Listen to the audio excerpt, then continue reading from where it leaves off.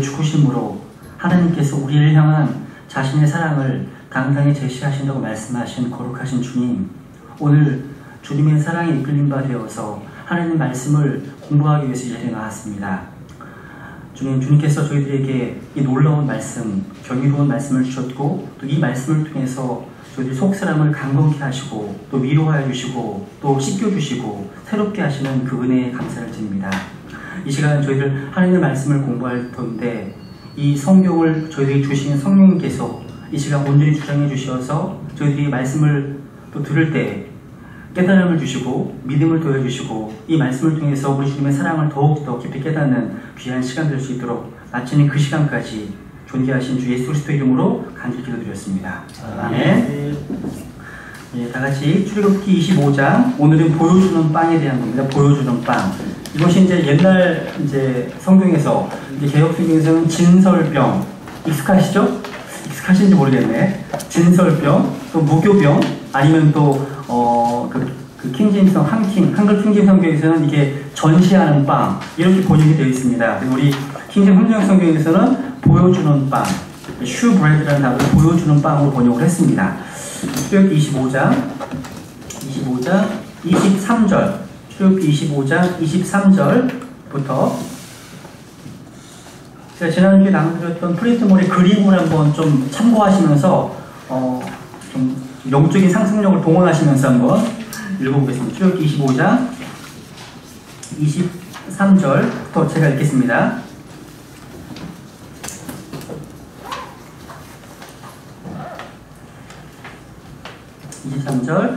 너는 또한 시띠임 나무로 상을 만들되 그것의 길이가 2규빗, 너비가 1규빗, 높이가 1규빗 반이 되게 하며 순금으로 그것을 입히고 거기에 돌아가며 금테를 두르고 그것에 돌아가며 손바닥 너비만한 턱을 만들고 그것의 턱에 돌아가며 금테를 두르고 상을 위해 금고리 4개를 만들어 상의 4발 위에 있는 4 귀퉁이에 달되 그 고리들이 턱의 맞은편에 있어서 상을 나르는 막대들을 놓을 자리가 되게 할지니라.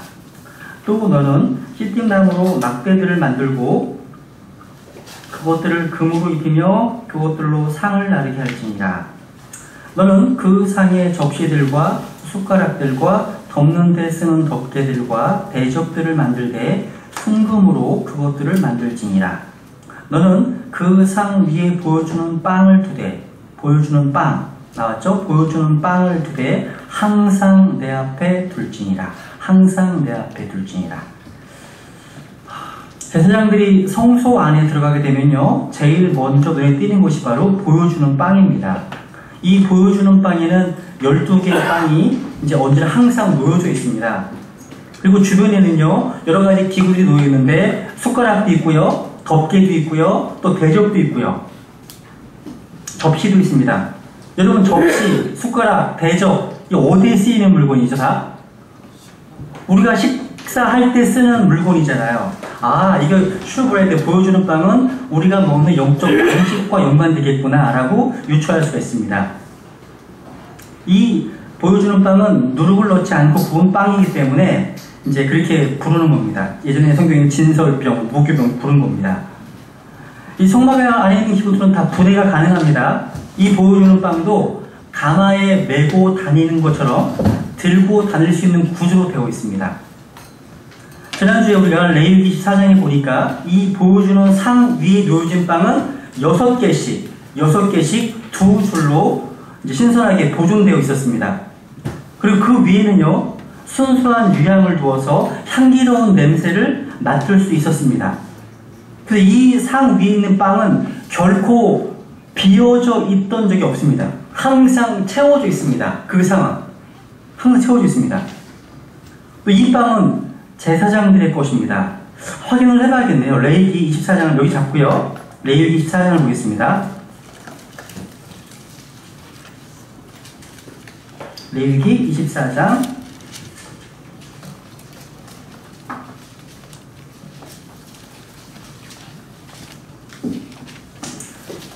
더 상세하게 보여주는 빵의 재료와 이런 것들을 설명해주고 있는데요. 5절부터 자, 읽겠습니다. 레위기 24장 5절.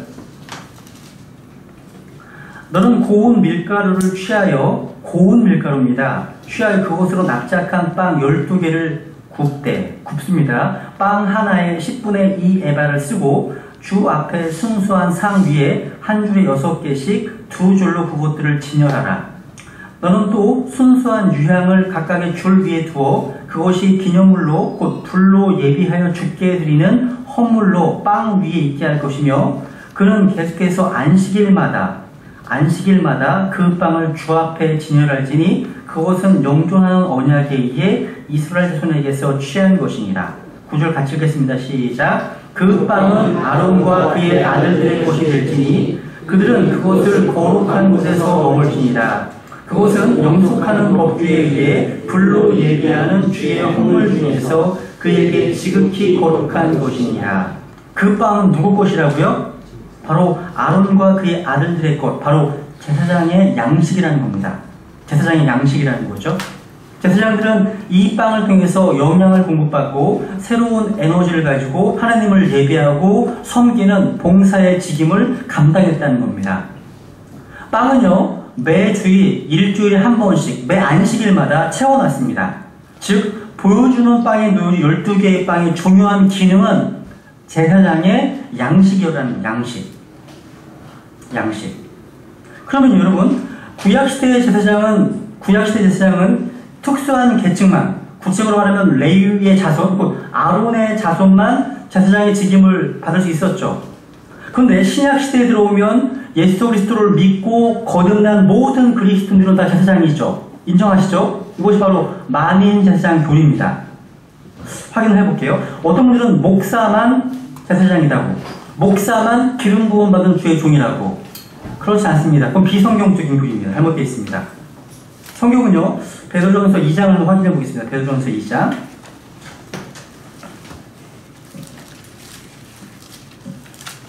베드로전서 2장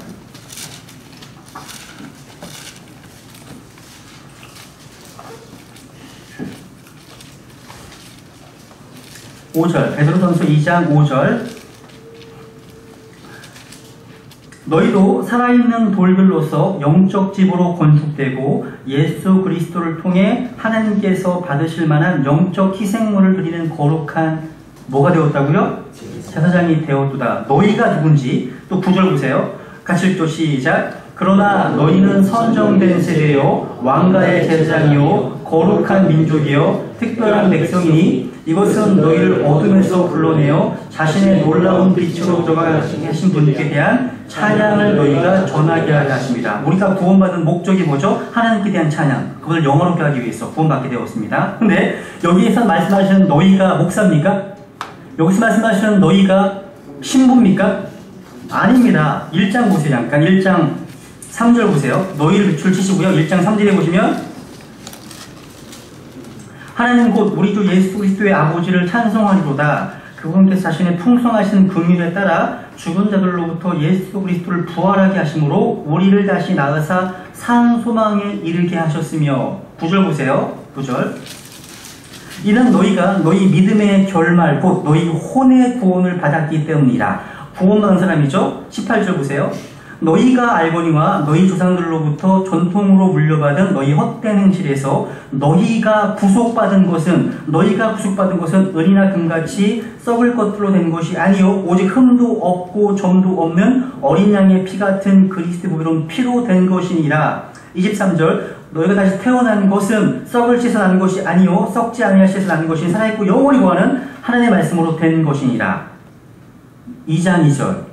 새로 태어난 아기들로서 말씀의 순수한 것을 사모하라. 이것은 너희가 그 젖으로 말미암아 성장하게 하려 함이라. 너희가 주께서 은혜로우신 것을 맛보았으면 그리하라. 누굽니까? 바로 예수 그리스도의 보여놓은 피로 본어긴 크리스찬, 거듭난 크리스찬들은 다 하나님 앞에 제사장이요 왕가의 세계 말씀하고 있는 거예요. 성경이. 너희가 누굴까? 여러분 마틴 루터와 존 칼빈이 종교교육을 일으켰을 때요, 그들이 성경을 연구하면서 발견한 가장 충격적인 사실은 바로 이 말씀대로 예수 그리스도를 믿은 모든 거듭난 그리스도인들이 누구라고요? 제사장이라는 곳이죠. 제사장. 그러니까 성경은 특수한 엘리트 계층에 있는 사람들만을 가리켜 제사장이라고 말씀하고 있는 것이 아닙니다. 바로 거듭난 모든 성도들이 제사장이라고 선포하고 있다는 거예요. 여러분, 구약시대에는 제사장들만 성소에 들어가서 하나님을 섬기고 하나님께 기도할 수 있는 특권이 있었습니다. 그런데 신약시대에 들어와서는 그것이 바뀌었습니다. 이 말을 좀 어려운 용어로 dispensation, 경륜이란 말, 경륜이 바뀌었다는 말이에요. 혹시 경륜이 뭔지 혹시 아시나요? 경륜? 쉽게 얘기해서 이런 거예요. 경륜은 이게 뭐 헬라어로 오이코노미아라고 그래요. 오이코스라면 하면 이제 집이고요, 하우스고요. 노미아는 법입니다. 가정의 법이에요. 가정의 법인데 하나님께서는 다양한 경륜 가운데 다양한 사람들을 다양한 시대에 다양하게 다루어오셨어요. 마치 이런 거죠. 저희 집에는 세 아이가 있습니다. 세 아이가 있어요. 기현이, 상현이, 대현이가 있습니다. 근데 나이에 따라서 제가 그 아이들에게 정해놓은 규칙들이 있습니다. 되게 비슷한 것도 있습니다. 부모님께 순종하라, 거짓말하지 마라, 도둑치지 마라, 이런 것들이 공통점이 있어요. 그런데 나이에 따라서 기현에게는 좀 더 많은 책임이 있고 조금 더 많은 특권이 있습니다. 어릴수록 용돈이 적고요. 나이가 좀 있을수록 용돈이 많아지죠. 다른 게 있고요. 나중에 기현이가 크면 한 20살 넘으면 운전도 할 수 있잖아요. 무슨 얘기를 하려고 하냐면 하나님께서 매 경륜, 그러니까 각 여러 가지 다양한 시대에 다양한 사람들 다뤄오신 방식을 경륜이라고 한다면 이 경륜이 바뀌었다는 거죠. 차이가 있다는 거예요. 더 쉽게 얘기하면 이런 거죠. 여러분, 창세기 3장에 보면 창세기 3장 이전과 이후가 같습니까? 정말 어마어마한 차이가 있죠. 죄가 들어온 이후의 역사. 지금 여러분 경험하고 계시잖아요. 근데 그 창세기 3장 이전에는 어땠습니까? 하나님과 동성에서 번일녀 교제하는, 그때는 모기 파리가 없었습니다. 요즘 모기 때문에 잘 못 주무시는 분 계시죠? 그때는 모기가 없었다니까요. 그때는요, 허브, 그런 음식 자체가 달랐어요. 우리는 지금 뭐 다양하게 먹지만 그 당시에는 채소, 푸른 채소를 하나님께서 우리 음식으로 주셨습니다. 그런데 노아의 홍수가 끝나고 나서는 육식을 허락해 고기를 주시잖아요. 우리에게 먹으라고. 뭔가 차이를 느끼시겠나? 차이를 좀 이해하시겠나? 이게 경륜의 차이예요. 이런 차이를 구분하지 못하면 성경이 굉장히 못 쓰는 책이 된다는 거죠. 이것을 좀 신학적인 말로 세대주의 신학이라고 해요. 세대주의 신학. 하나님 말씀을 바르게 나누지 못하면 성경은 무질서한 책이 되고 혼란스러운 책이 되는 거죠. 또 이런 거죠. 창세기 11장에 보면 11장 전과 후가 다른 거 아시죠? 11장 이전에는 온 땅의 언어가 하나였습니다. 근데 11장 지나고 나서 언어가 나뉘어지죠. 창세기 12장에 하나님께서 아브라함을 부르십니다. 부르시기 이전에, 창세기 12장 이전에는 이 땅의 인류 역사에 있어서 오직 하나의 그룹만 있었습니다. 하나의 그룹만 있었다는 거죠. 누구만 있었습니까? Gentiles. 이방인밖에 없었습니다. 근데 창세기 12장에 아브라함을 부르심과 동시에 누가 생긴 거예요? 유대인이 생긴 거죠. 그때부터. 사도행전 2장에 오순절날 성령님께서 강림하시고 이 땅에 뭐가 생긴 거죠? 교회가 시작되었죠. 사도행전 2장 이전에는요, 교회가 없었습니다. 유대인과 이방인밖에 없었어요. 근데 사도행전 2장 이후에 뭐가 생긴 거예요?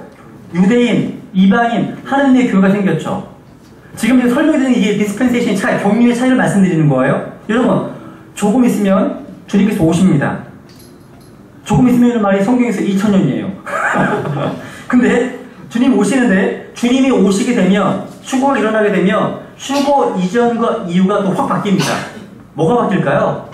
휴거되기 이전에는 이 땅에 유대인과 이방인과 하나님의 교회가 있었죠. 휴거된 이후에는요, 교회가 없어요. 유대인과 이방인밖에 없어요. 또 휴거 이전에는 템플, 성전이라고 하면 누가 성전입니까? 이 땅의 모든 보르겐 크리스찬, 거듭난 그리스도인들이 다 성전이잖아. 그죠? 근데 휴거된 이후에는요, 유대인이 실제 그 모리아산 언덕에 세워질 성전이 있게 될 거라는 거죠. 또 이사야서 11장에 보시면요, 주님께서 이 땅에 재림하시게 되면, 지상에서 재림하시게 되면 동물의 왕국에 변화가 생깁니다. 이 땅에는 잔인하고 육식적인 동물이 많잖아요. 그런데 주님 땅에 오시게 되면 어떤 일이 벌어집니까? 어린아이들이요, 독사의 구멍에다 손을 놓고 한번 타보고 탈 거예요. 타자 등에 막 타고 다닐 거고요. 바뀝니다, 다. 뭐가 바뀌는 거죠? 생태계에 변화가 있다는 거죠. 그러니까 이게 성경에 나와 있는 이런 차이점들을 구분하지 못하면 성경은 굉장히 이상한 책이 되는 거예요. 그러니까 언약 신학자들이 주로 언약 신학 때는 두 개로밖에 안 나눠요. 행위 언약하고 은혜 언약밖에 안 나눕니다. 근데 실제 성경에서는 경륜이 다양하거든요. 뭐 이런 내용에 대해서는 나중에 언제 공부할 게 있겠지만 하여튼간 성경에서 어떤 차이점을 공부하고 대조하고 비교하는 것이 성경 공부입니다. 사실 이걸 올바로 나누지 않을 때 성경은 되게 이상한 책이 됩니다. 이상한 책이 돼요. 마찬가지예요. 지금 말씀해드렸던 제사장도 구약시대 제사장은 특수한 계층만 제사장이었다면 신약시대에는 모든 거듭난 크리스찬들이 다 제사장이라는 사실 맞습니다. 그래서 우리는 지금 예수 그리스도께서 하나님과 인간 사이에 중보자가 되심으로 인해서 그분께서 우리가 하나님 앞에 나아갈 수 있는 통로가 되어주셨다는 사실이에요. 그래서 우리가 직접 하나님께 나아갈 수가 있습니다. 여러분 하나님께 기도할 때 목사님께 와서 그분을 통해서 기도하십니까? 아니시잖아요. 직접 하나님께 나아갈 수 있습니다. 직접 하나님과 더불어 교제할 수 있는 여러분이 다 프리스트 제사장이시라는 거예요. 직접 그 특권이 있다는 거죠.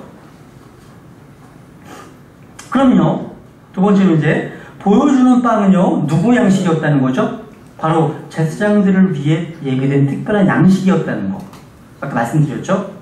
여러분 신약시대에 와서도 역시 하나님 앞에 나와서 하나님을 섬기는 제사장된 저 여러분들을 위해 예비된 특별한 의미의 양식이 있습니다. 그 양식은 바로 뭐죠? 하나님의 말씀입니다. 말씀은 두 종류가 있습니다. 하나는 written word, 기록된 말씀이 있습니다. 기록된 말씀이고요. 또 하나는 성육신하신 말씀이 있습니다. 그래서 이렇게 구분하잖아요. word란 단어라는 말이 있어. 단어 WORD 소문자. 이 WORD가 쓰인 성경의 용례는 성경 전체를 가릴 때 쓰는 말입니다. word는 성경 전체예요. 근데 WORDS 말씀들은요 78만 8,258 단어를 얘기합니다. 단어들을 얘기하는 거죠. 근데 word란 말이요 W가 대문자가 되면 뭐가 될까요? WORD. 그렇죠. 바로 삼위일체의 제2위격이신 예수 그리스도를 가리킬 때 W 대문자로 쓰여서 가리키는 거예요. 근데 이 표현이 요한만 쓰는 표현이에요. 요한만. 어떤 분은 성경에 기록된 단어가 하나님이라고 가리키기도 합니다. 그렇지 않습니다. 성경에 기록된 단어는 단어죠. 여러분 이런 말 있습니다. 기록된 말씀하고요 성육신하신 말씀 똑같은 워드죠.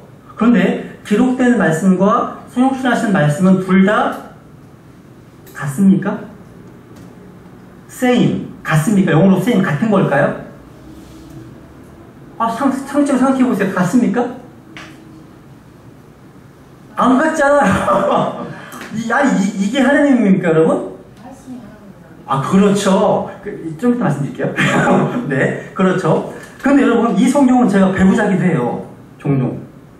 밤에 자다가요, 읽다가 배우자기도 하고요. 어떨 때는 배우러 와서 내 성경 읽는다고 막 찍기도 하고 그러거든요. 하나님을 찢을 수가 있습니까? 하나님을 배우자 할 수 있어요, 여러분? 아니죠. 그러니까 영어 표현 가운데 그러니까 성경은 하나님과 성경은 같은 건 아니에요. 같은 건 아니지만 또 다른 표현으로 하나님과 성경은 equal, 동등한 권위가 있는 책이에요. 그러니까 same은 아니지만 실제 같은 건 아니지만 이 책은 하나님과 동등한 권위가 있는 하나님의 말씀이라고요. 이걸 구분하셔야 된다는 거죠. 근데 아까 자매님 말씀하신 것처럼 요한이 했던 그 말씀, 하나님이 했던 그 말씀이 뭐냐?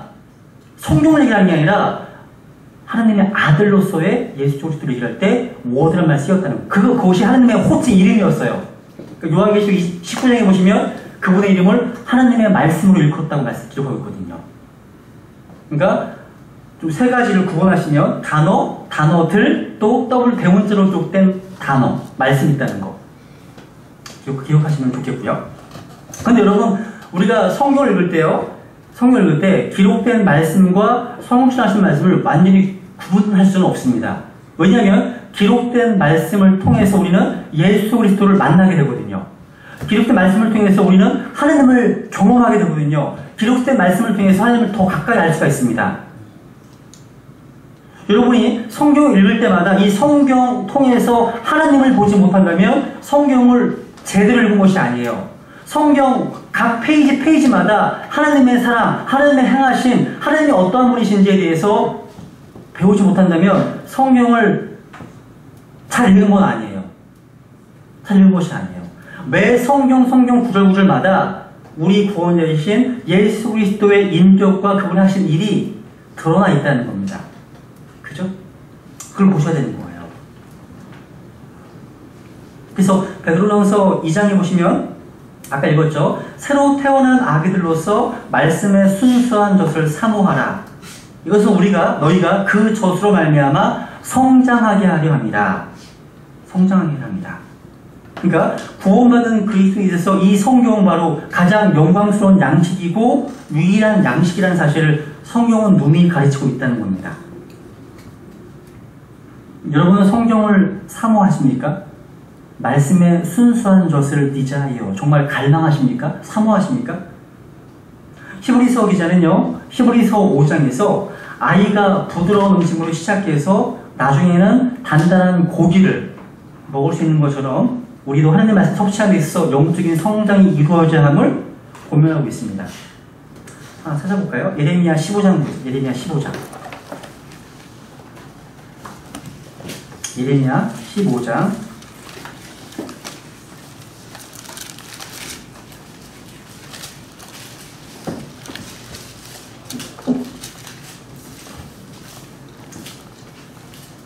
예레미야 15장 16절을 같이 읽겠습니다. 예레미야 15장 16절.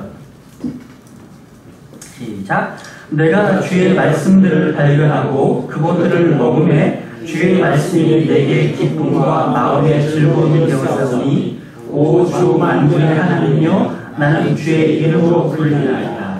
아멘. 여러분 이 고백에 공감하십니까 여러분? 하나님의 말씀이 우리에게 부딪혀 올 때 이 말씀이 나의 속사람을 강건하게 합니다. 나의 병든 영혼을 치료합니다. 또 나의 영혼을 부요하게 합니다. 부요하게 해요. 이 기쁨이 얼마나 놀라운지 경험해 보셨잖아요. 그죠? 여러분 영적 성장이 다른 게 아닙니다. 뭔가 새로운 걸 깨닫고 이렇게 성장할 수 있습니다. 하지만 실제 영적 성장이 뭐냐면 하나님께서 이미 우리에게 주신 것들을 조금 더 알아가는 겁니다. 이미 주셨어요. 주신 것을 더욱더 알아가고 깨달아가는 게 영적 성장입니다. 욥이 고백했죠. 욥기 23장 10절에 보시면 내가 그분의 입술에서 돌이키지 아니하고 내게 필요한 음식보다 그분의 입의 말씀을 더 귀히 여겼도다. 내게 필요한 음식보다 그분의 입의 말씀들을 더 귀히 여겼대요. 그분의 입의 말씀들. 오늘 제가 말씀 준비하면서요. 이 말씀이 부딪혀 오더라고요. 그분의 입의 말씀들. 여러분 킹제임스 성경에서요. 말씀의 끝에 있는 그러니까 영어 성경 끝에 있는 단어 ETH 이게 무슨 의미라고 했죠 제가 지난번에? 기억 안 나세요?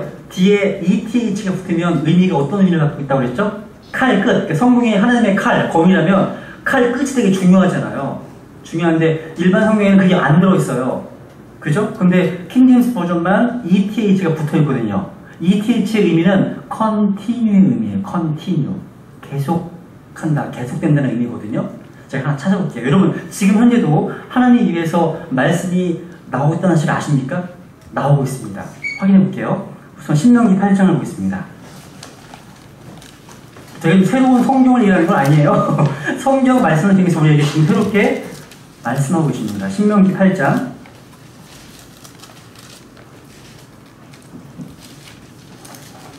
신명기 8장 3절. 그분께서 너를 낮추시며 줄이게 하시고 또 너도 알지 못하며 내 조상들도 알지 못하던 만나를 내게 먹이신 것은 그 다음 사람이 빵으로만 살지 아니하고 주의 입에서 나오는 모든 말씀으로 사는 줄을 내가 알게 하려 하십니다. 여기 나온다는 말이요. proceed라는 단어에다가 ETH가 붙어있죠. 계속 나오고 있습니다. 현재까지. 하나 더 확인해 볼게요. 마태복음 4장. 마태복음 4장. 이 말씀을 인용했는데요. 여기는 주의 말씀, 주의 입이 아니라 하나님의 입에서 나온다고 되어 있습니다. 마태복음 4장 4절. 마태복음 4장 4절. 그분께서 응답하여 이르시되 기록된 바 사람이 빵으로만 살 것이 아니요 하나님의 입에서 나오는 모든 말씀으로 살 것이라 하였느니라 하시더라. 여기 보시면 하나님의 입에서 나오죠. 나오는데 붙어있죠. ETH 붙어있죠. 이게 칼끝입니다. 칼끝. 정말 중요한 단어예요. 지금 현재 우리가 하나님의 말씀을 읽을 때마다 그 말씀을 통해서 지금도 말씀하고 계시는 하나님을 경험할 수 있습니다. 지금도요. 그분의 입의 말씀들을 더 귀히 여겼도다. 여러분 이 욥기 13장 이 말씀을 읽으세요. D.L. 무디는 이렇게 얘기했습니다. 그렇다. 이제부터 말씀을 대하기 전에는 결코 식사를 하지 않겠다. 결심을 세워보세요. 늘 식사 전에 말씀을 읽고 묵상하고 취하는 그런 습관을 지켜나갔다고 해요. 그래서 No Bible, no food 이렇게 되어 있습니다. 성경을 읽지 않으면 먹지 않겠다. 야, No Bible, no food. 그죠? 어떤 교회에 가보니까 그 교회 문 앞에는 Dirty Bible, Clean Heart, Clean Bible, Dirty Heart 이렇게 써있더라고요. 성경이 더러우면 마음이 깨끗하고 성경이 깨끗하면 마음이 더럽다고요? 성경이 더러울수록 우리의 속사람은 깨끗한 겁니다. 성경이 지저분할수록 맹목하는 것도 많고요. 눈물 흘리는 적도 많이 있고요. 성경이 지저분할수록요. 그 사람의 영혼은 건강한 겁니다. 다 성경이 바뀌셔가지고 깨끗해요. 그죠? 다 깨끗하시죠? 그래서 정상적인 그리스도인의 어떤 삶의 모습은 날마다 하나님의 말씀을 읽고 묵상하면서 그걸 내 것으로 취하는 거예요. 여러분 주일날 한두 번 설교 듣는 것만으로 성장을 기대하는 것은 어렵습니다. 그래서 아침마다 혹은 주중 시간 있을 때마다 성경을 가까이 하고 읽고 묵상하는 것이 하나님께서 원하시는 모습입니다. 우리는 구원받는 크리스찬들이잖아요. 그래서 지하철 타고 갈 때도요. 옆에 있는 사람들 다 뭐 D&B 보고 뭐 영화 보고 뭐 카톡 보내고 할 때 우리는 뭐를 하는데요? 성경 어플을 꺼내가지고 성경 읽으시면 돼요. 그 눈만 감으면 저는 그래요. 눈을 뜨고서 막 주의 소식을 들으면 답답해요. 막 답답하고 또 이런 사건이 있었구나. 눈 감고 말씀 묵상하면 하나님의 영광, 하나님의 임재를 볼 수가 있어요. 자주 눈을 감으세요. 우리가 눈으로 보는 거, 귀로 듣는 거 답답하잖아요. 그렇지 않으세요? 제가 어제 우리 기현 엄마가 늦게 끝나서요. 아이들 데리고 칼국수 먹으려고 거리를 활보하고 있었습니다. 막 걷고 있었어요. 근데 순간요. 신호등 앞에 서 있는데 답답한 거예요. 왜? 뭐가 느껴졌냐면 내가 구원받은 그리스도인들이 처해 있는 어떤 위치, 현실이 어떤 것일까 생각해 보니까 달리 보이는 거죠. 세상이요. 사람들의 어떤 옷차림, 또 들려지는 음악들, 그리고 빼곡한 간판들, 그리고 아이들이 담배 피면서 몰려있는 어떤 머리들, 이런 걸 보면서 왜 성경에서 세상이 우리의 원수인지, 그리스도인의 3대 원수 중에 왜 세상이 우리의 원수인지, 세상의 악한 컨텐츠들이 무차별적으로 막 공격하고 있잖아요. 들려주고 있잖아요. 이런 상황 가운데 있죠. 또 더 큰 문제는 뭐냐면 그러한 컨텐츠들에 반응하는 제 속에 있는 악한 본성들, 죄성들. 그렇구나. 지금 외적으로 내적으로 우리는 굉장히 위험한 곳에 살고 있구나. 순간 다가왔어요. 답답한 거예요, 솔직히. 거기에다가 그것만이 아니잖아. 우리의 싸움은 철과 육에 대한 것이 아니요. 뭐예요? 보이지 않는 곳에서 마귀가 영적인 공격을 지금 감행하고 있다는 사실을 여러분 느끼십니까? 저는 말씀의 사역자에게 앞서서 크리스찬으로서요. 그런 것들을 느낄 때마다 답답해요. 그러니까 우리가 살고 있는 이 상황이 얼마나 어려운 환경인지, 얼마나 답답한 환경인지, 진짜 완전히 그 영적 전장터 한복판에 살고 있는 거예요. 그러니까 순간 방심하면 속는 거예요. 그래서 준비해 놓은 게요. 이따 약간 언급해드리겠지만 물두멍입니다. 물두멍. 또 십자가예요. 십자가. 그리스도 십자가에 못 박혀 죽은 사람은 세상과 육신과 마귀에 승리할 수 있습니다. 십자가가 솔루션, 해답이더라고요. 해답이더라고요. 그래서 여러분이 신앙생활 하는 가운데요, 정말 개인적으로 깊이 있게 마음속에 감격이 있고 기쁨이 있었던 게 언제였습니까? 저 개인적으로는 하나님 말씀을 개인적으로 읽고 묵상하면서 성경을 자꾸 비교하면서 제 마음속에 어떤 말씀이 부딪혀 왔을 때 굉장히 감격스럽고 기쁨이 있었습니다. 여러분, 제가 여쭤볼까 한번? 지금 살아오시면서요, 가장 최근에 여러분의 가슴이 뛰었던 적이 언제십니까? 여러분, 최근에요, 하나님 말씀 때문에, 하나님의 사랑 때문에 눈물 흘려본 적이 언제십니까? 말씀을 하시는 분이 계시는데요. 여러분의 가슴이 뛴 사람만이요, 다른 사람의 가슴도 뛰게 할 수 있어요. 설교 준비하거나 성경 공부하거나요, 복음 전할 때요, 여러분이 그 말씀에 의해서 감동을 받고 감격하고 흥분하지 않으면 상대방도 못 느낍니다. 경험하지 못해요. 근데 저희도 너무 점잖으시잖아요. 하여간 저도 개인적으로 교회 6층에서 혼자 이제 아무도 없을 때 혼자 성경을 읽거나 또 말씀을 듣거나 책을 읽다가 막 울기도 하고 또 찬양하기도 하고 기뻐하기도 하고, 왜? 그 말씀에 의해서 나한테 공감이 되니까. 그러니까 모든 말씀이 그런 건 아니지만 말씀 읽다가 내가 부딪혀오는 게 있어요. 그런 부딪혀오는 말씀들은 메모했다가 그 말씀을 뽑아서 묵상을 하면 뭔가 주시는 메시지가 있거든요. 마찬가지실 거예요. 그러니까 여러분 가슴이 너무 메말라 있다면 문제예요. 동심내 교회 성도님들의 가슴이 많이 메말라 계시는 것 같아요. 지성적인 어떤 충만함이 있어요. 지적인 깨달음이 있어요. 가슴이 말라 있어요. 그러면 안 돼요. 가슴이 저는요, 최근에 누군가 그러시더라고요. 나영세 형제의 설계가 너무 감정적이라는 말씀을 하시더라고요. 그래서 제가 말씀을 드렸죠. 맞습니다. 제가 느낀 거니까, 제가 느끼고 경험한 거니까, 또 제가 감동받은 거니까 더 그러고 싶어요. 더 그러고 싶다고 말씀을 드렸어요. 그러니까 저는 저희 교회 성도들 모두가요, 마음에서 다 좀 힘든 일 많잖아요. 답답한 일 많잖아요. 억울한 일 많잖아요. 눌린 거 많잖아요. 이런 것들이 다 뿜어져 나갔으면 좋겠어요. 교회에서. 제가 며칠 전에 어떤 장님하고 점심 식사를 했는데요, 그 장님이 그런 말씀 하시는 거예요. 너무 힘드시대요. 최근에 또 남편이 일을 저질러가지고 너무 힘드시대요. 그런데 어디 가서 이걸 내볼 데가 없대요. 답답하대요. 교회 가서 하고 싶은데 너무 다 점잖으시니까 그걸 반영하면 이상하게 볼까봐. 이러면 안 되잖아요. 여러분 눈가에 눈물이 있으셔야 되고요. 감정이 충만하게 어떤 그런 것이 있으셔야 돼요. 지금 시대가 어떤 시대인지 아세요? 저 마치 그런 것 같아요. 복음세 몸이 예수님께서 내가 장터에 나가서 피를 불어 춤추지 아니하는 시대. 반응이 없어요, 반응이. 이런 시대가 아닐까 싶어요. 찬송가 그런 말씀 있잖아요. 달고 오묘한 그 말씀.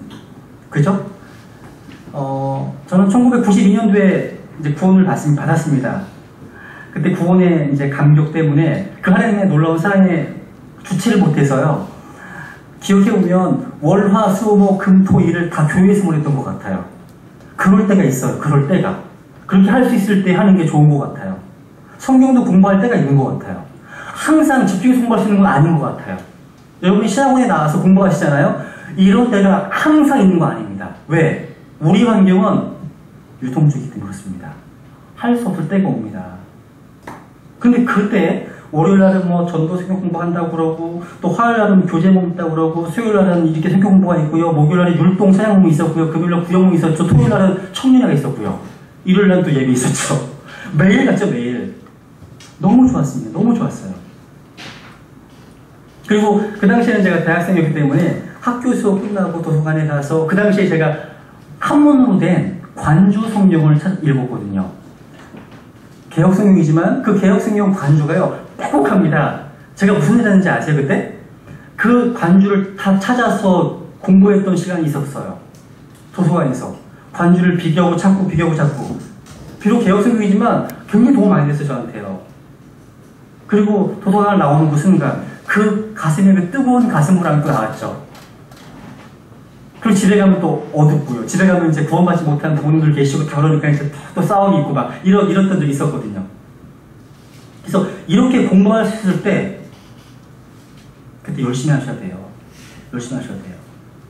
여러분이 여러분 삶에 있어서 날마다 그 말씀의 감격과 가슴 벅찬 은혜가 계속되고 있다고 생각해 보세요. 단순히 지적 깨달음만이 아니라 그 말씀 너머에 계신 하나님의 임재와 영광을 경험할 은혜가 매일매일 계속된다면 우리의 삶이 얼마나 능력 있는 삶으로 변화되겠습니까? 그죠? 그래서 여러분이 받은 걸 전달하는 거예요. 받은 걸. 바울도 내가 받은 것을 너에게 전달하였다고 말씀하시잖아요. 여러분이 받고 경험하시고 보고 느끼신 것들을 전달할 수 있는 겁니다. 그죠? 자꾸 이상한 얘기 세는데요. 세 번째로 예비된 빵. 예비된 빵. 출애굽기 25장을 다시 보겠습니다. 출애굽기 25장.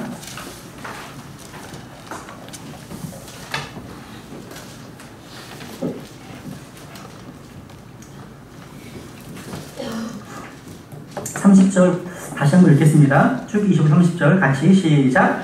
너는 그 상 위에 보여주는 빵을 두되 항상 내 앞에 둘지니라. 항상 내 앞에 둘지니라. 이 성소에 보여주는 빵 위에는 빵이 항상 예비되어 있었습니다. 항상 예비되어 있었습니다. 여러분 신명기 30장 보겠습니다. 신명기 30장 보세요. 우리의 양식, 하나님의 말씀도요. 우리 가까이에 항상 있습니다. 하늘에 있는 것도 아니고요. 바다 건너편에 있는 것도 아니고요. 가까이에 있습니다. 신명기 30장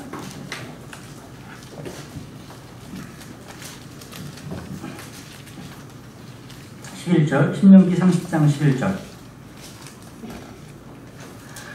내가 이날 내게 명령하는 이 명령은 내게 숨겨지지도 아니하고 멀리 있지도 아니하니라. 그것은 하늘에 있지 아니하니 그러므로 내가 이르기를 누가 우리를 위하여 하늘에 올라가 그것을 우리에게로 가지고 와서 우리가 그것을 듣고 행하게 하랴 하지 아니할 것이요 그것은 바다 건너에 있지 아니하니 그러므로 내가 이르기를 누가 우리를 위하여 바다를 건너가 그것을 우리에게로 가지고 와서 우리가 그것을 듣고 행하게 하랴 하지도 아니하리라. 10절 같이 읽겠습니다. 시작. 오직 말씀이 내게 심히 가까이 있어 내 입에 있으며 내 마음에 있나니 그러므로 내가 그것을 행할 수 있느니라. 여기다가요 로마서 10장 8절을 적어놓으세요. 이게 관주예요. 로마 10장 8절 똑같습니다. 하나님의 말씀 우리 가까이에 있습니다. 이 성경은요 누구나 깨달을 수 있도록 하나님께서 우리에게 주신 것입니다. 성경의 저자는 누구시죠? 성령님이시죠. 그죠? 우리 마음속에 성령님이 거하고 있는 사람은 누구나 그 성령님의 가르치심에 따라 성경을 깨달을 수 있습니다. 여러분 성경 깨닫는 거 여러분 이거 학식의 문제가 아니에요. 지식의 문제도 아니고요. 언어의 문제도 아닙니다. 영적인 문제입니다. 마음의 문제예요. 확인해 볼게요. 이사야 29장 아주 중요한 말씀입니다. 여러분 이사야 29장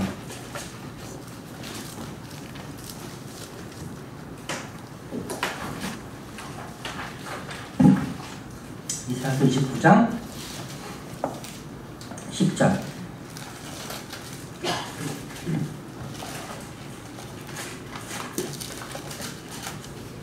10절 주께서 깊이 잠들게 하는 영을 너희에게 부어주사 너희 눈을 닫으셨으며 그분께서 배운 자들과 너희의 치리자들과 선견자들을 덮으셨느니라.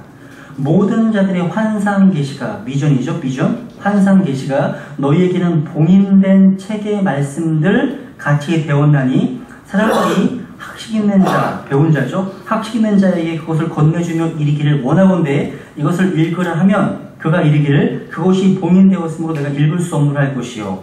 그러니까 배운 자도 읽을 수 없죠. 12절 또 그 책을 학식 없는 자에게 건네주며 이르기를 원하건대 이것을 읽으라 하면 그가 이르기를 나는 학식이 없다 하리로다.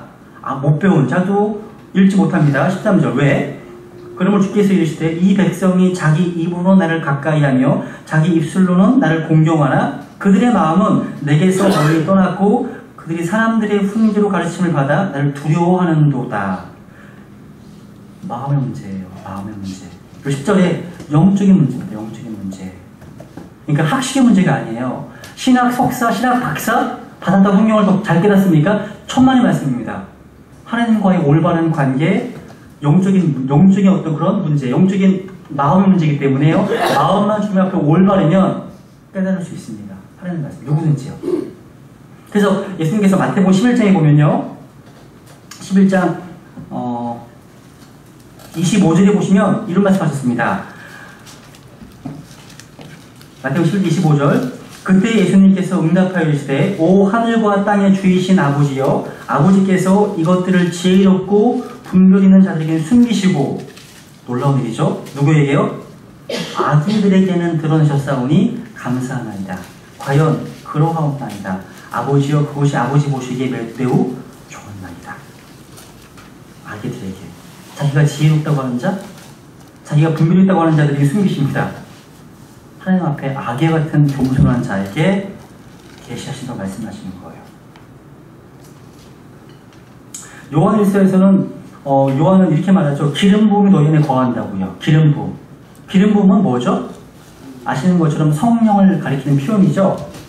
그러니까 물론 성경을 더 잘 깨달을 수 있도록 도움을 주는 은사로서 목사와 교사가 있습니다. 가이드가 필요하죠. 근데 본질적으로 우리는 모든 그리스도인은 성경을 깨달을 수 있다라는 전제에 출발해야 됩니다. 저희 방에는 책들이 많이 있습니다. 그런데 제가 가진 책들 가운데서 가장 신비하고 놀라운 책이 한 권 있습니다. 저는 그 책을 읽을 때마다요, 그 책을 지은 저자가 제 옆에 와서 그 책을 설명해 주는 것을 느낍니다. 어떤 책일까요? 바로 성경입니다. 성경. 이것이 바로 성경이 다른 모든 책들과 구별시켜주는 특징이라는 특징. 시편 기자의 고백처럼 주께서 내 눈을 여사 주의 몸에서 나오는 놀라운 것들을 내가 보게 하소서 라고 하는 기도. 그래서 이 말씀은 우리에게 영적 음식이 될 수 있다는 사실입니다. 얼마나 귀합니까? 네 번째는 이제 빵을 먹는 사람. 다시 한번 여기서 빵의 위치에 이르기까지에 대해 한번 생각해 보려고 합니다. 빵의 위치에 이르기까지. 여러분, 보여주는 빵 앞에 서기까지 어떠한 과정을 겪어야 되냐면 문을 통과해야 됩니다. 그리고 놋 번제단을 지나야 됩니다. 그리고 물두멍을 지나야 됩니다. 그리고 성소에 들어가는 순간 보여주는 빵이 있습니다. 그죠? 그러니까 상 위에 있는 보여주는 빵을 참여할 수 있는, 그런 빵을 먹는 기쁨을 누릴 수 있는 사람이 누구겠습니까? 그 사람은 놋 번제단을 통과한 사람입니다. 또 물두멍을 통과한 사람이어야 됩니다. 손발을 씻은 사람이겠죠. 놋 번제단에서 어떤 일이 벌어집니까? 희생 제물이 피를 흘립니다. 그리고 태워집니다. 불탑니다. 바로 예수 그리스도의 십자가를 가리키는 거죠. 우리는 예수님의 흘려진 피를 통해서만 우리의 죄가 속죄될 수 있고 하나님께 나아갈 수 있죠. 또 이 번제단을 거치면 물두멍을 보게 되죠. 물두멍. 근데 여러분, 예수님의 피로 깨끗하게 입었다고 해서, 하나님의 자가 되었다고 해서 문제가 다 해결되나요? 아니죠. 더 문제가 꼬이게 될 때가 많잖아요. 다 없어진 게 아니잖아요. 그죠? 항상 우리는 세상에 살아가면서 우리 발에 먼지가 묻습니다. 더러우시잖아요. 그때 필요한 게 물두멍이에요. 물두멍. 물두멍에 가서 손발을 씻는 거예요. 손발을 씻고 있는 겁니다. 그래서 우리를 예비된 곳이 바로 물두멍이라는 거예요. 그래서 손과 발을 씻으면서 더럽혀진 부분들을 주님 앞에 자백할 때 주님을 깨끗하게 하십니다. 말씀을 통해서. 그래서 성결입니다. 하나님의 용서와 깨끗함을 체험하지 않고는 아무도 보여주는 빵 위에서 빵을 먹을 수가 없습니다. 여러분, 성경 읽으시는데 에이, 성경집이 하나도 없어. 전혀 모르겠어. 그런 생각이 들으신다면 아마도 두 가지 중에 하나입니다. 첫 번째 한 가지는 번제단을 통과한 지 없는 사람. 이게 무슨 말일까요? 99번까지 못한 사람입니다. 그 사람은 그 속에 성령님이 계시지 않기 때문에 말씀을 이해할 수가 없죠. 근데 가장 기본적이고 말씀이 달고 말씀 내 것이 되고 그 말씀을 전혀 누릴 수 없는 사람이라면 그 사람은 구원받지 못한 사람이죠. 그죠? 그래서 고린도서 2장 12절에 보시면 확인해 볼까요? 다시 말씀드리겠지만 이제 고린도전서 2장 보세요 한번.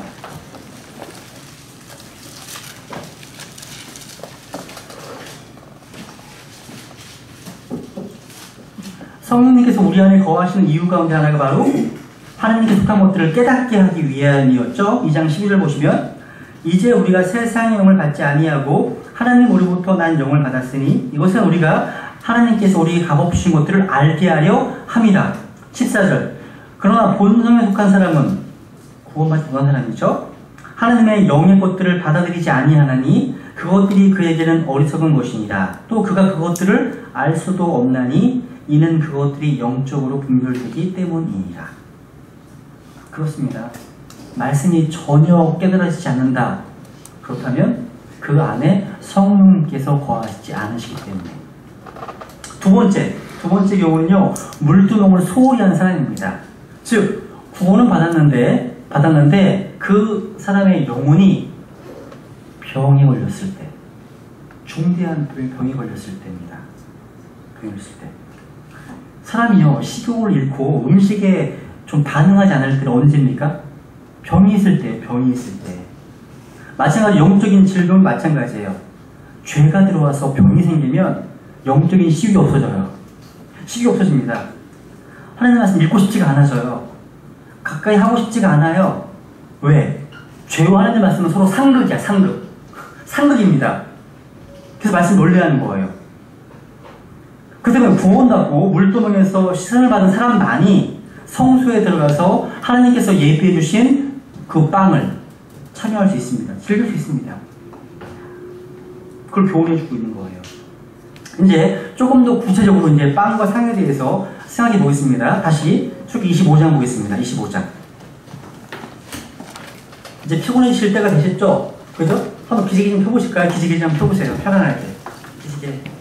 소리도 내세요. 와! 내려도 되세요. 출애굽기 25장. 네, 기지개 피시고요. 네. 앞에 계신 분이 동성이시면요, 주물러 주세요. 이성 말고 동성이시면 주물러 주세요. 부부 빼고. 부부는 괜찮습니다. 많이 피곤하신가 봐요. 어떻게 하지? 저기 25장. 목도 좀 움직이시고.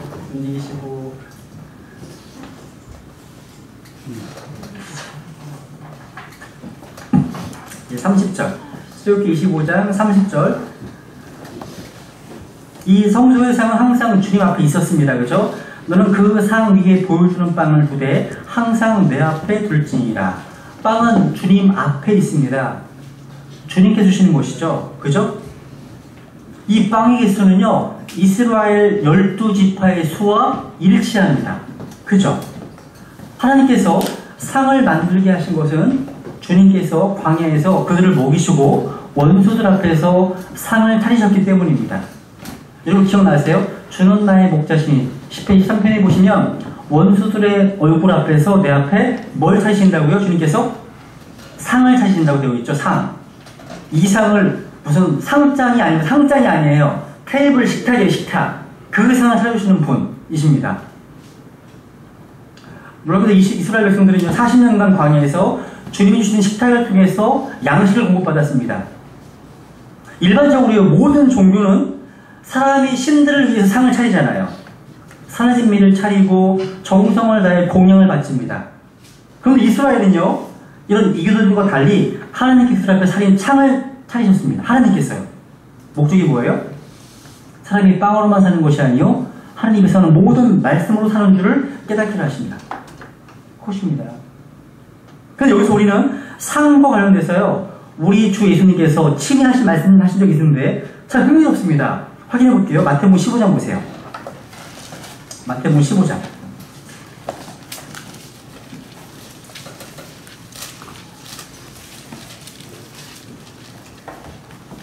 (26절) 마태복음 15장 26절. 지금 가난한 여자와 예수님께서 대화하시는 내용인데요, 훌륭하죠? 이 가난한 여자의 모습이. 26절 주님께서 말씀하십니다. 그분께서 응답하여 이르시되 자녀들의 빵을 집어 개들에게 던지는 것이 마땅치 아니하니라 하시매 그녀가 이르되 주여 참으로 옳소이다마는 개들도 자기 주인의 상에서 떨어지는 빵 부스러기를 먹나이다 하니. 야, 믿음이 크죠, 그죠? 성경은 하나님의 말씀을 빵으로 말씀하고 있죠. 상은요, 주님께서 개들이 아니라 자녀들을 위해서 차리신 겁니다. 자녀들의 빵을 취하여. 맞죠? 그죠? 우리에게는 66권의 킹제임스 성경이라고 하는 빵이 있습니다. 자녀들의 빵이 있습니다. 그런데 많은 그리스도인들이 빵에서 떨어진 부스러기인 성소들, 부패한 성소들로 만족하고 있다는 사실이에요. 빵이 있는데 빵에서 떨어진 부스러기 성소들 만족하고 있다는 거예요. 근데 여러분, 말라기 1장에 보시면요, 주의 상의 빵이 하나님의 음식이라고 되어 있습니다. 확인해 볼게요. 말라기 1장 보세요 한번. 그런데 그 빵이 더럽혀졌답니다. 오염됐다고 말씀하시면서 그 일을 행하는 자가 학자라도 끊어버리시다고 경고하셨습니다. 오늘날 성경 변개와 얼마나 유사한지 모릅니다. 말라기 1장을 보세요 한번.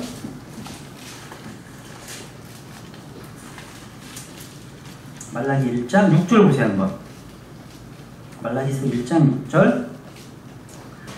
제사장들을 향해서 이렇게 질책하십니다. 6절. 오, 내 이름을 멸시하는 제사장들아, 만군의 주가 너희에게 이르기를 아들은 자기 아버지를 공경하고 종은 자기 주인을 공경하나니 그런즉 내가 아버지일진데 나를 공경함이 어디 있느냐, 내가 주인일진데 나를 두려워함이 어디 있느냐 하거니와 너희는 이르기를 우리가 어떤 점에서 주의 이름을 멸시하였나이까 하는도다.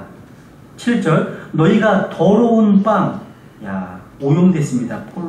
폴루티드라고 되어 있죠. 더러운 빵을 내 제단 위에 드리고는 이르기를 우리가 어떤 점에서 주를 더럽게 하였나이까 하나니 너희가 이르기를 그 다음 주의 상은 테이블 오브 더 로 주의 상은 업신여겨도 된다 하는 점에서 그리하였느니라.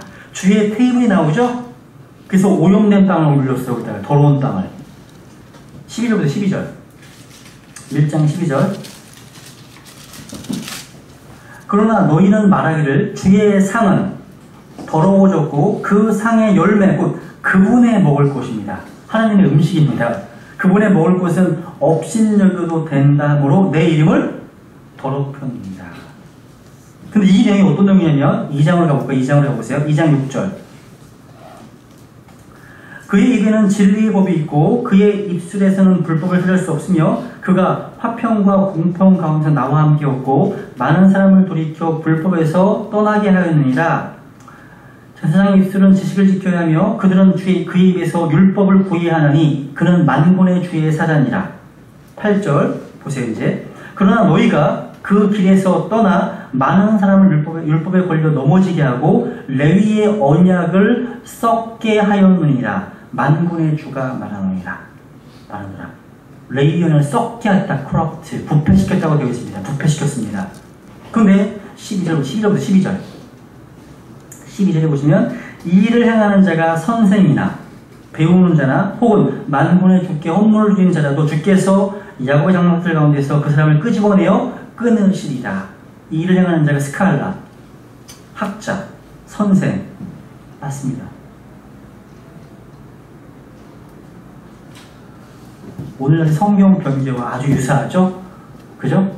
제가 최근에요, 최근이 아니지, 예전에 본 글 가운데요, NIV, 지난번 주에도 말씀드렸던 것 같은데, NIV 성경의 판권을 누가 갖고 있는지 아세요? NIV 성경의 판권?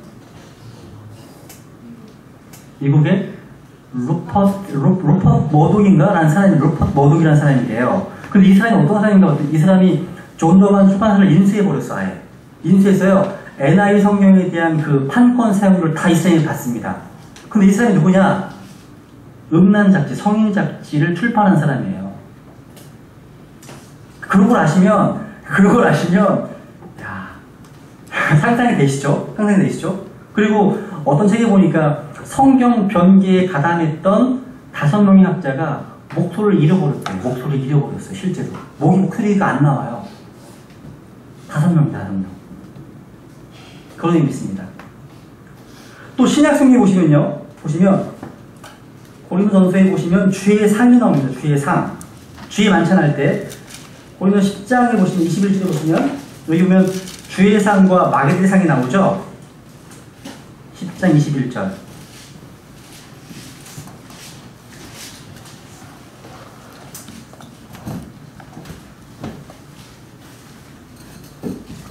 너희가 주의 잔과 마게들의 잔을 겸하여 마실 수 없으며 주의 상과 마게들의 상에 겸하여 참여하는 자가 될 수 없다고 말씀하시죠.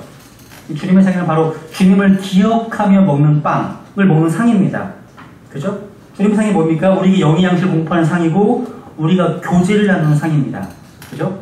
여러분 식탁, 테이블은요 단지 배를 채우기 위해서만 있는 것이 아니라 친교를 위한 테이블이에요. 친교. 주님의 잔, 주님의 상은요 주님과 우리가 친교하는 교제의 장소임은 말할 필요가 없죠? 그죠? 여러분 요한계시록 3장에 보시면 볼지어다 내가 문 앞에서 두드리는 내 음성을 듣고 문을 열면 어떻게 한다고요? 내가 그와 그에게로 들어가 그와 함께 서퍼 만찬을 먹고 그는 나와 함께 먹으리라. 먹는 거는요 교제하는 거예요. 교제. 친교하는 거예요. 친교하는 거예요. 그러니까 우리가 주님의 상에 초대받았다는 사실 이게 얼마나 큰 특권인지 아십니까? 사람들은 세상에서 좀 명망 있는 사람과 권세 있는 사람과 식사하기 원해요. 올해에도 아마 워런 버핏 아시죠?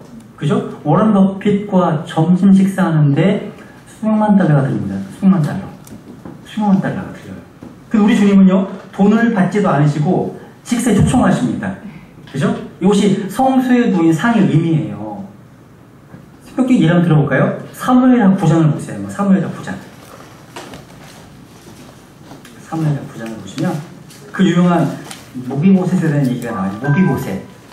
이 모비보셋이요 바로 은혜로 구원받은 저와 여러분을 대표하는 인물이에요. 사무엘하 9장. 9장 1절. 여기 왕이 된 다윗이요 사울의 집 종이었던 시바에게 묻습니다. 보세요. 1절. 다윗이 이르되 사울의 집에서 아직 남아있는 자가 있느냐? 내가 요나단으로 인하여 그에게 친절을 베풀리라 하니라.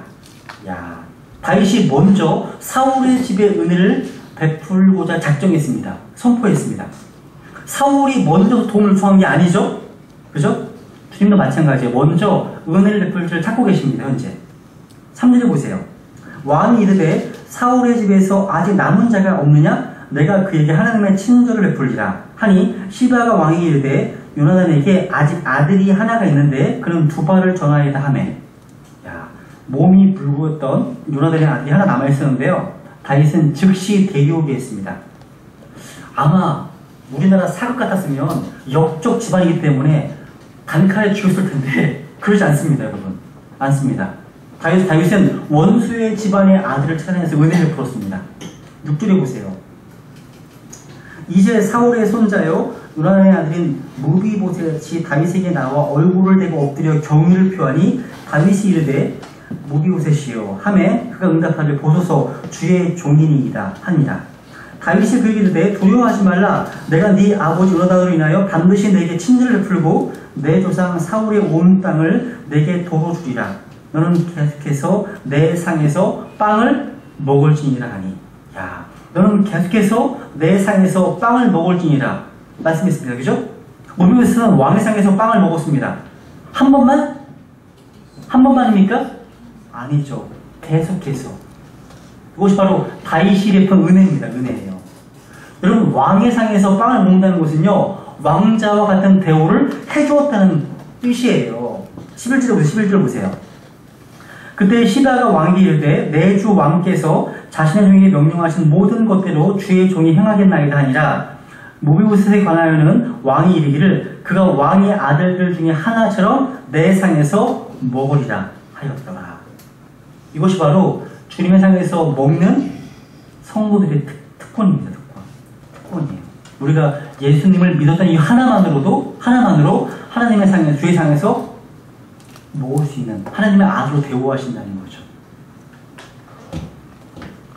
다섯 번째로 빵의 재료입니다. 빵의 재료. 아까 레위기에 봤을 때 레위기에 보면 고운 밀가루를 취해서 납작한 빵을 이렇게 구웠죠. 기억나시죠? 그죠? 이스라엘 백성들은요, 6월절을 맞이하면 전통적으로 무교병이라는 빵을 구워 먹습니다. 무교병이라는 말이 무슨 말일까요? 누룩이 들어있지 않은 빵. 그죠? 그런 빵이거든요. 신약성경에 보면 누룩이라는 단어가 뭐와 연관되어 있습니까? 다? 죄. 또 거짓 교리가 연관되어 있습니다. 누룩이 없는 빵을 먹는다는 건 뭐예요? 죄가 없는 걸 먹는 거예요. 그죠? 하나님 말씀은 정결한 말씀이고 거룩한 말씀이죠. 홀리 바이블. 여러분 홀리 바이블 여러분 갖고 계세요? 홀리 바이블? 그럼 여러분 킹제임스 성경 이외에는 홀리 바이블이 아닙니다. 왠지 아세요? 킹제임스 성경에 예를 들어볼게요. 베드로후서 1장에 보면 하나님의 거룩한 사람들이 되어 있습니다. 근데 다른 성경에는 대부분 성경들은 하나님의 사람들이라고 되어 있어요. 홀리가 거룩한이 빠져 있어요. 마태복음 25장에 보시면 하나님의 거룩한 천사들이 홀리 엔젤스라고 되어 있는데 일반 성경에서는 보면 다 하나님의 천사들, 홀리가 빠져 있습니다. 요한계시록 18장에 보면 홀리 거룩한 사도들과 대원들이라는 말이 나와요. 그런데 일반 성경에서는 거룩한 말이 없습니다. 요한계시록 21장에 보면 거룩한 대원들이 나와요. 그런데 거룩한 말이 없어요. 또 데살로니가전서 5장의 마지막 27절인가 보시면 홀리 브라더라는 말, 거룩한 형제들이라는 말 나오거든요. 근데 일반 성경에서는 홀리 그냥 형제라고 되어 있어요. 여러분 홀리 바이블 갖고 계신 거예요? 그죠? 왜 홀리를 뺐을까요? 그죠? 홀리를 뺐다는 게 참 의미심장하지 않습니까, 여러분? 아까 빵의 개수가 몇 개라고요? 총 몇 개라고요? 12개입니다. 12개.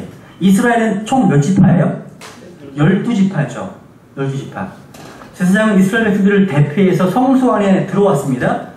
이스라엘 12지파를 대표하기 때문에 그것을 상징해서 12개의 빵이 준비되어 있었던 것입니다. 다시 말하면 12이라는 숫자, 10이라는 숫자는요, 구약시대의 하나님 백성의 전체를 대표하는 숫자였습니다. 신약시대에 와서도요, 예수님께서 더 많은 제자들을 선택할 수 있으셨지만 12사도를 선택하셨죠. 그죠? 그러니까 보여주는 빵에 나타난 12개의 빵은 모든 시대의 모든 그리스도인들을 위해서 하나님께서 예비하신 영광스러운 양식을 나타내는 것입니다. 또 이 빵은요, 6개씩 6개 두 줄로 되어 있죠. 66권의 책을 보여줍니다. 생명의 양식, 바로 하나님의 말씀, 66권의 책. 그런데 이 책들은 이 보여주는 빵은 이제 다음 주에 보게 될, 아니면 그 다음 주, 금 등잔대에서 나오는 빛에 의해서만 이해될 수 있는 책입니다. 그래서 성소에 가면요, 이 금 등잔대가 어디를 향한다고요? 바로 앞에 있는 보여주는 빵을 향해 있습니다. 빛이요. 금 등잔대는 성령님의 조명하심이라면 성령님께서 우리에게 보여주는 빵으로 예표되는 하나님의 말씀을 우리에게 조명해주고 깨닫게 한다는 말이겠죠.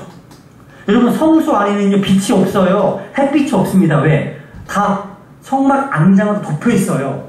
내격으로. 그래서 깜깜합니다. 금 등잔대가 없이는 제사장이 사역할 수가 없습니다. 섬길 수가 없어요. 근데 그 등잔대 빛에 의지해서 하나님의 말씀, 보여주는 빵을 진행할 수 있다는 거예요. 그런데 이 빵이요, 어디에 놓여집니까? 시띠나무와 금으로 덧입혀진 시띠나무 위에, 금 위에 놓여집니다. 금 위에. 어디에 놓여진다고요? 금 위에요. 그리고 이 빵을 누가 먹습니까? 사람이 구워요. 사람이 구워요. 뭘 얘기할 것 같으세요? 성경론 시간에 배우셨죠? 영감에 대해서 공부할 때. 성경에는 두 가지 요소가 다 있어요. 성경이 주셨을 때요, 하나님의 어떤 거룩한 성령님께서 움직이시잖아요, 먼저. 그러니까 성경을 기록했던 사람들, 하나님의 사람들은 성경을 기록하는데 성령께서 움직이는 대로 말하겠다고 되어 있잖아요? 그죠? 무슨 얘기예요? 성경에는 두 가지가 다 있어요. 하나님께서 개입하시는 것과 인간의 어떤 스타일이 다 균형 잡혀 있어요. 마치 예수님의 성품이 인성과 신성이 같이 있는 것처럼 이 성경도 두 가지 다 있다는 거예요. 영감이 뭐예요? 영감이 뭐예요? 칠판에다가 글을 써요. 쓰면 실제로 누가 쓰는 거죠? 펜이 쓰는 거잖아, 펜이. 그죠? 근데 펜을 누가 움직이고 있어요? 제가 움직이잖아. 마찬가지예요. 움직이시는 분은 성령님이세요. 펜은 하나님의 사람들의 모습, 사람들이에요. 쓰는 거예요. 근데 성경에 보면 그 사람의 어떤 지적 수준이나 어떤 학식이 반영되어 있어요. 그래서 뭐 복음 같은 데 보시면 누가는 의사이기 때문에 의학 용어가 나와요. 무슨 얘기냐면 그 펜이 어떤 펜이냐에 따라서 그 쓰여지는 글의 모습이 결정되는 거예요. 보드펜을 쓰면 굵은 글씨가 나오겠죠? 그죠? 연필을 쓰면 얇게 나오겠죠? 무슨 얘기? 하나님께서 사람들을 쓰시는데 그 사람의 스타일, 학식을 사용하시면서 무호하게 우리에게 주신 책, 이게 성경책이에요. 보여주는 빵도 사람이 구웠어요. 그리고 금 위에 올려놨어요. 신성과 인성이 같이 있어요. 똑같습니다. 똑같다는 거예요. 이제 다시 출애굽기 25장 보세요. 이제 치수를 볼까요? 치수 25장 23절.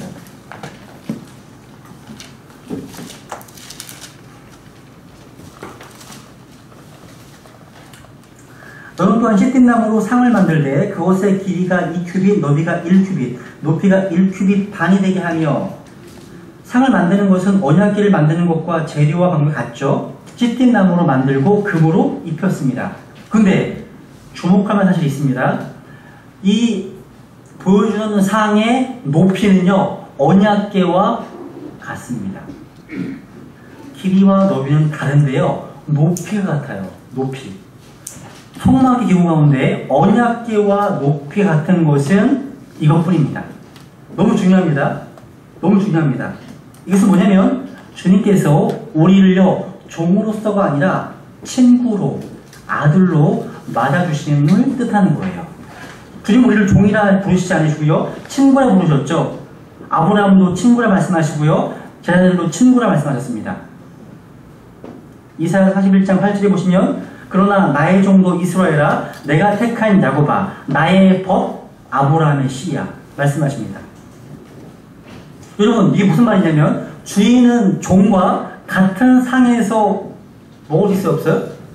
못 먹죠. 어떻게 먹어요? 여러분, 신하와 임금은 같은 상이나 같은 높이, 같은 크기의 상에서 먹지 못합니다. 높은 지에 앉는 사람은 높은 위치에서 먹습니다. 그죠? 근데 주님께서는 상의 높이를 언약궤의 높이와 같게 하심으로써 우리를 친구로, 아들로 받아주셨습니다. 그렇습니다. 아브라함이 어떻게 친구라 불림받았습니까? 말씀을 믿고 순종하기 때문입니다. 그래서 야고보서 2장 23절에 보시면 아브라함이 하나님의 말씀을 믿으니 이것을 그에게 의로 인정하시느니라 말씀한 성경들이 성취되었고 그는 하나님의 벗이라 일컬음 받았느니라 말씀하시는 거예요. 이 마찬가지예요. 지난주에 제가 둘의 의미, 이라는 숫자의 뜻이 뭐라고 했습니까? 네? 그렇죠. 함께하는 것, 합심, 연합, 동역. 그래서 아모스 3장 3절에 보면 두 사람이 합의하지 아니하고서 어찌 함께 걷겠느냐 말씀하시는 거예요. 그러니까 그런 한 마음, 한 몸을 가리키는 경우인데요. 상의 길이가 2규빗이라는 의미는요, 주님과 우리가 함께 친교한다는 의미를 내포하는 것이에요. 그리고요, 또 한 가지 흥미로운 사실이 있습니다. 성막 안의 모든 기구 가운데요, 가장 낮은 것, 제일 낮은 기구가 뭔지 아세요? 바로 보여주는 빵이에요. 제일 낮아요, 높이가요. 약 75cm. 1규빗 반이니까. 5cm를 잡아도요. 그러니까 75cm 정도 되는 치수가 보여주는 빵 높이입니다. 그러면요, 이 빵을 먹으려면 자세가 어때야 될까요? 자세가요. 성소에서는 절대로 앉을 수 없습니다. 서 있어야 돼, 항상요. 근데 먹으려면 어떻게 돼요? 허리를 굽혀야 됩니다. 하나님의 말씀을 대할 때 겸손하지 않으면 그 말씀 먹을 수 없다는 거예요. 먹을 수 없다는 거죠. 실제로 유대의 고대 문서를 보면 이런 표현들이 있어요. 내가 허리를 굽혀 주의 빵을 먹을 때 내가 나를 낮추었더니 주께서 내 영혼을 만족해 하시고, 이런 표현이 나옵니다. 그러니까 이들은 보여주는 빵을 먹을 때마다 피조물로서의 모습을 확인했던 거예요. 교만한 사람 절대 빵 먹을 수 없습니다. 필요하지도 않겠죠? 그죠? 우리의 마음이 하나님 앞에 낮아져 있지 않으면 그 말씀을 취할 수도 없고 취하려고 하지도 않을 겁니다. 그죠? 낮은 곳에 있으면요. 야, 말씀의 은혜가요. 크게 임합니다. 우리 마음이 낮은 곳에 있으면 그 말씀의 생명수가 촉촉하게 우리 영을 적셔줄 것입니다. 목마른 사슴과 같이 사모하게 될 때 채워주신다는 거죠. 그리고 또 한 가지. 보호전 빵을 먹는 것은요. 빵을 먹는 것 자체에 의미가 있는 것이 아니에요. 우리가 날마다 식사하시잖아요. 왜 식사하십니까? 밥을 왜 먹으십니까? 밥 먹게 사십니까? 아니죠. 일을 하기 위해서. 마찬가지입니다. 날마다 하나님의 말씀을 우리가 취하는 것은 왜 취합니까? 그 말씀 앞에 순종하기 위해서입니다. 다시 말하면 우리 삶 가운데 하나님의 뜻을 이루기 위해서 하나님께서 어떤 명령을 내리시든지 간에 순종할 결의를 하고 말씀을 보는 겁니다. 누군가 그러잖아요. 진정한 예배는 예배의 마지막 기도가 끝나는 그 순간부터 시작된다고요. 그게 진정한 예배라고 말씀하시죠. 출애굽기 12장을 한번 보겠습니다. 이스라엘 백성들이요, 이집트를 떠나기 전날 밤에 하나님께서 명령하신 것이 있어요. 출애굽기 12장 보세요 한번.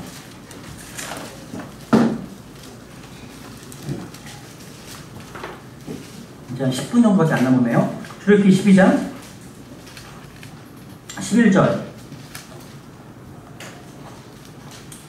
같이 읽을까요? 시작. 너희는 그것을 이렇게 먹을지니 곧 허리에 띠를 띠고 발에 신을 신고 손에 지팡이를 잡고 급히 그것을 먹을지니라. 그것은 주의 유월절이니라. 야, 이 자세는 어떤 자세입니까? 하나님의 다른 명령 앞에 순종하기 위한 자세입니다. 그렇죠? 스탠바이 상태죠, 주요?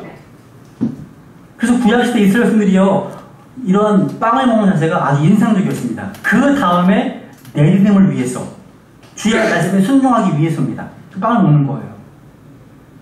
하나님, 제가 당신의 뜻대로 살기를 원합니다. 당신이 원하시는 삶을 살 것입니다. 이러한 어떤 마음의 열망 속에서 그 말씀을 받는 것입니다. 그래서 이 양식을 먹는 시간이 참 귀할 거예요. 귀할 겁니다. 하나님께서 제사장들에게 양식을 주신 것은 일하라고, 섬기라고 주신 것입니다. 섬기라고요. 그 빵을 먹고 나서 그 다음 활동이 시작되는 거예요. 먼저 먹는 거예요. 먹지 않고 하지 마세요. 먼저 먹으세요. 먼저 충분히 먹으시고 안식하세요. 그리고 일하시는 거예요. 왜 일요일 주의 첫날입니까? 첫날 충분히 여러분이 영육간의 양식을 먹고 그 다음에 일하는 거예요. 먼저 쉬는 겁니다. 먼저 먹는 거예요. 그죠? 그 다음 이제 24절 보시면 출애굽기 25장 24절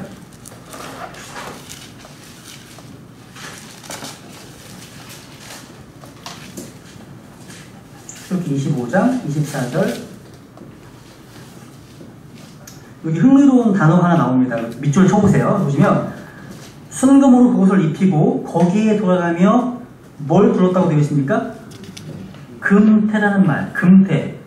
밑줄 치세요. 금태. 그러니까 이 상의 주 사방으로 돌아가면서 금태를 입혔는데요. 금태라고 번역된 이 단어가 A crown of gold. 금의 왕관이야, 왕관. crown입니다, crown. 금 왕관이라는 뜻이에요. 우리 주님은 영광과 존귀로 관으신 분이시죠. 히브리서 2장 9절에서 말씀하시죠. 이 분에 대해서요, 그 유명한 성경 교사였던 A.W. 핑크라는 분이 이렇게 얘기했습니다. 11절에서 보게 되는 언약궤의 금태, 밑줄 치세요.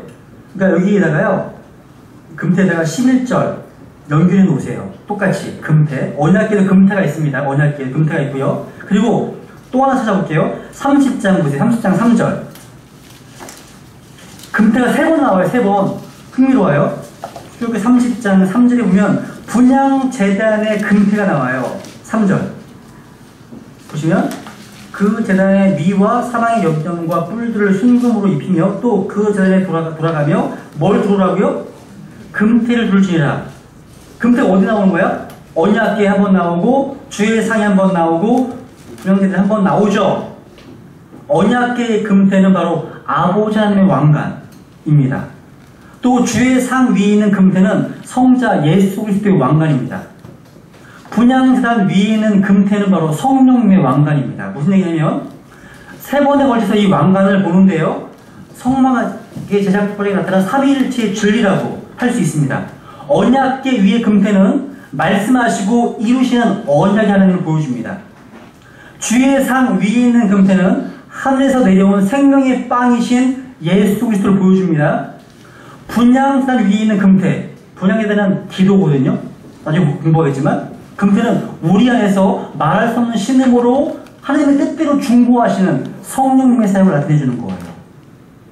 삼위일체의 진리가 담겨있다는 거죠. 그래서 적어놓으세요. 금태 3개 나온다는 거, 아버지, 아들, 성령님으로. 그래서 저기 30장 3절에는요, 로마서 8장 26절을 적어놓으세요. 성령님의 중보하심, 간구하심. 로마서 26장. 성경에다가 적어놓으시면 좋겠네요.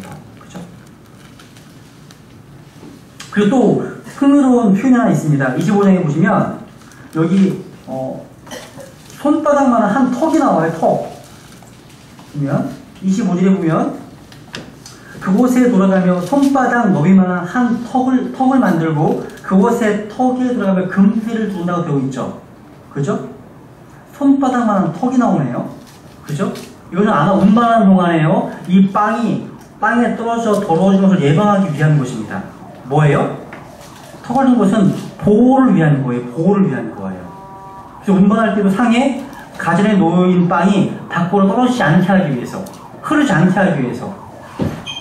이것은요, 거기다 적어놓으세요. 이 손바닥만한 턱에다가, 손바닥에다가 적어놓으세요. 요한복음 10장 28절을 적어놓으세요. 상에 손바닥 너비만한 턱을 만들었다는 것은요, 주님의 손에서 아무도 무엇을 빼앗아갈 수 없음을 암시해 주는 거예요.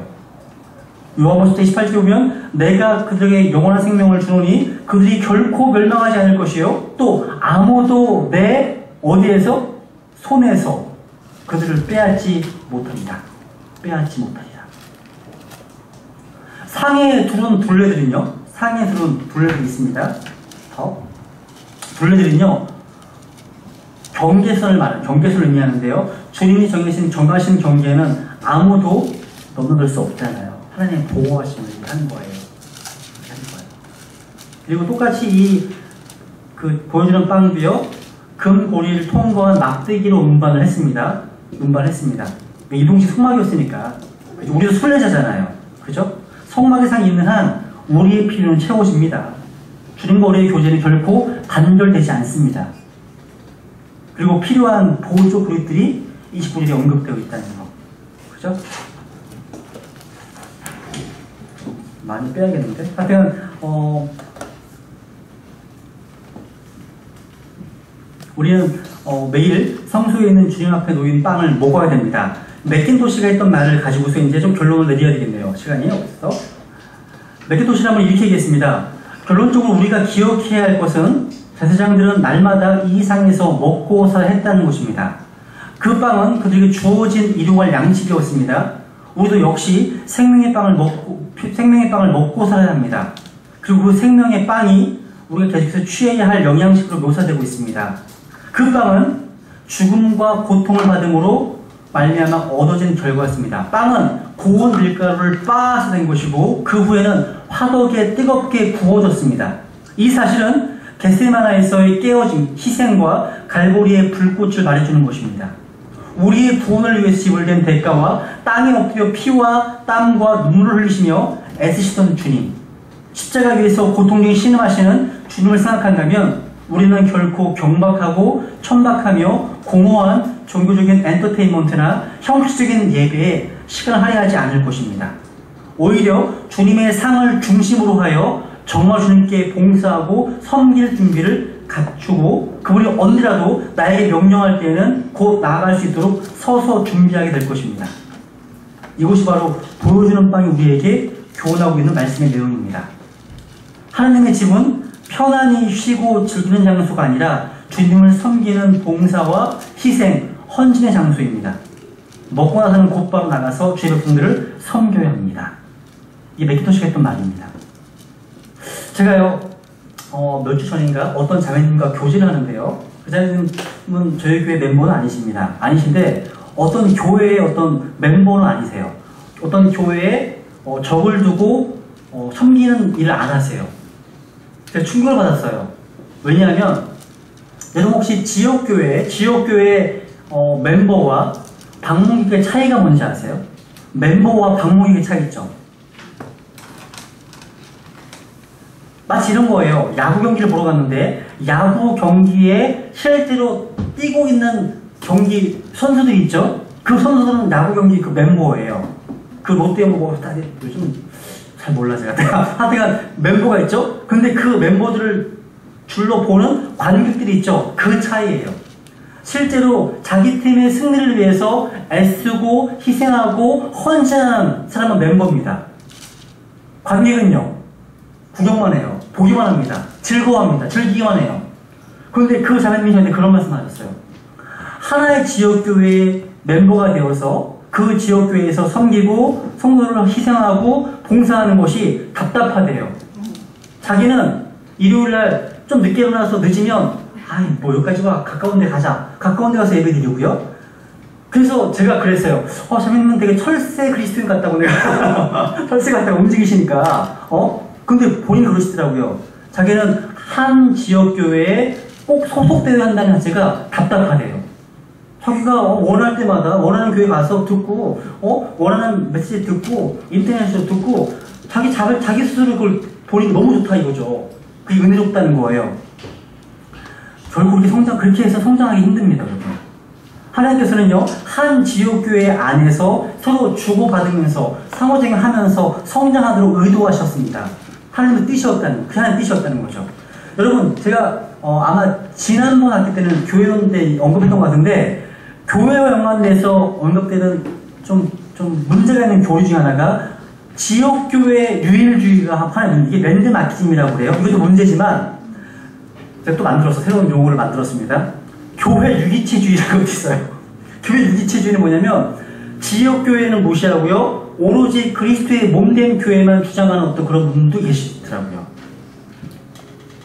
무슨 얘기냐면 지역교회에 대한 무시. 무슨 얘기냐면 혹시 이런 얘기 들어보셨어요? 저는 어떤 목사님, 제가 존경하는 목사님이시는데 그분이 그렇게 말씀하시더라고요. 참 충격을 받았어요. 개인적으로. 내 교회, 네 교회가 어디 있냐. 내 양, 네 양이 어디 있느냐. 이런 표현. 어떠세요?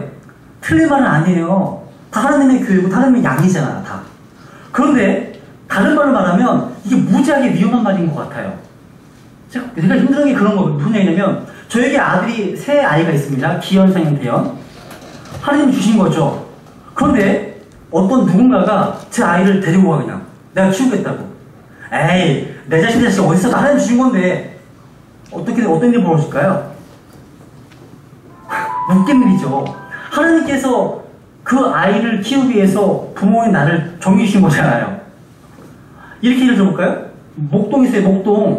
목동이 양을 치고 있어요. 그런데 어떤 다른 목동이 와가지고 양을 가져가 그러면서 하는 말이 에이 내 양이 나 어딨어? 하나님 다 주신 생명인데. 무슨 얘기인지 이해가세요? 이게 또 하나의 극단이라는 거죠. 그러니까 지역교회에 와서 섬기고 헌신하고 희생하는 것 자체가 되게 중요한 거예요. 왜냐면 그리스도의 몸된 교회는요 실제 이루어지는 건 언제 이루어져요? 다 모이는 날이 언제예요? 주님 오실 때 이루어지는 거잖아요. 그죠?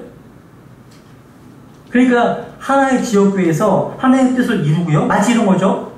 성육신의 실처럼 하나님께서 육체 가운데 나타나시고, 그러니까 보이지 아니하는 그리스도의 몸된 교회가 지역교회를 통해서 구현되는 것이 이게 올바른 관점이에요. 두 가지가 다 필요하다는 거죠.